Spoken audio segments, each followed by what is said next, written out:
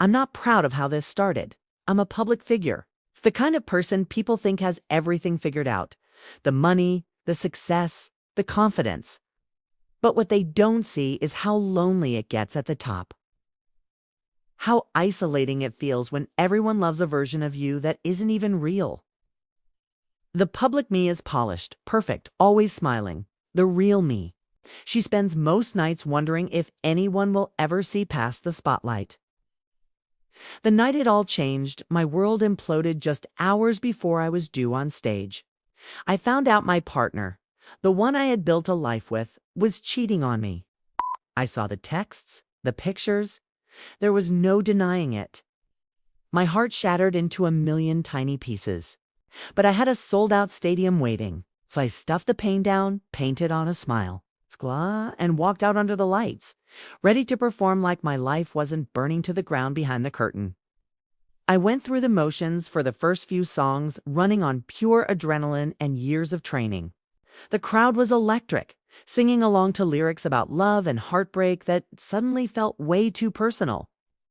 And then, midway through the set, something inside me just snapped. I couldn't pretend anymore. My smile faltered. My voice cracked.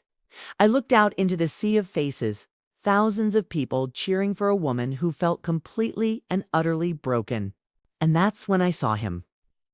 In the middle of this massive crowd, a man was holding up this ridiculous, huge, handmade sign.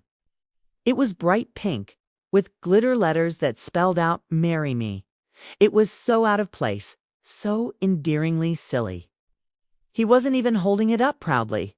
He looked mortified, like his friends had dared him to do it and he was just waiting for the ground to swallow him whole. He looked human. In that moment, everything else faded away. The roaring crowd, the blinding lights, the ache in my chest. All I saw was this one person who seemed just as uncomfortable in his own skin as I felt in mine. And for reasons I still can't fully explain, I did something completely impulsive. I stopped the band. I pointed into the crowd and said, "You," with the sign, "Get up here." The stadium erupted. Everyone thought it was a bit, a planned stunt for the show. My security team looked panicked, but it wasn't a stunt. It was a lifeline. It was brought on stage looking even more embarrassed up close. He couldn't have been older than me, with kind eyes and a nervous smile. The crowd was chanting, laughing. I asked him his name. He told me. I asked if he was serious about his sign. He shook his head so fast I thought it might fall off and mumbled something about his friends.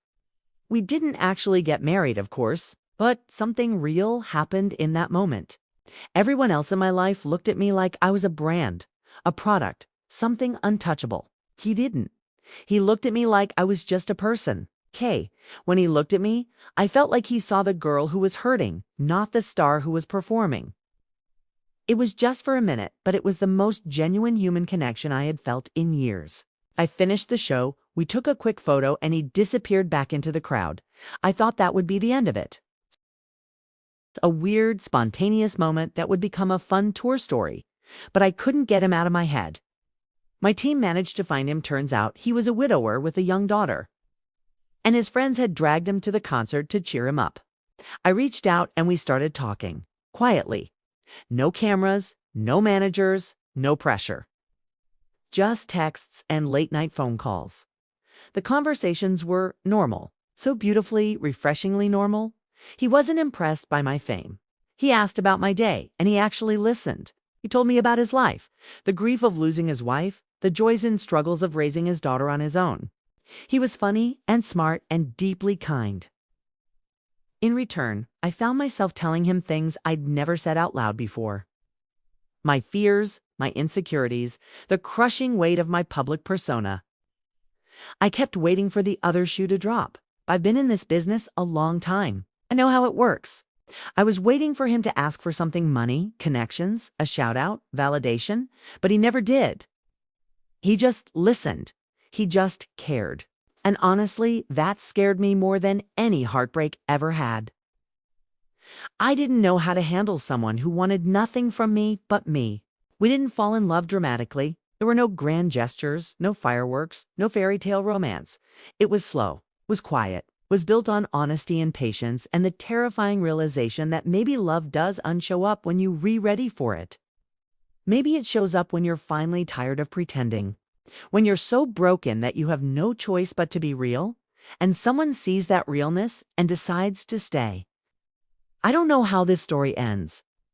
My life is complicated, and bringing someone so wonderfully normal into it feels like a risk. But for the first time in my life, I'm not running from it. I'm leaning into the uncertainty, into the possibility that this person who is never supposed to matter might just be the one who matters most. He found me when I was lost, and for that, I'll be forever grateful. Thank you for listening to my story. If you've ever felt lost, just know that sometimes the most unexpected moments can lead you right back to yourself. Don't forget to subscribe for more.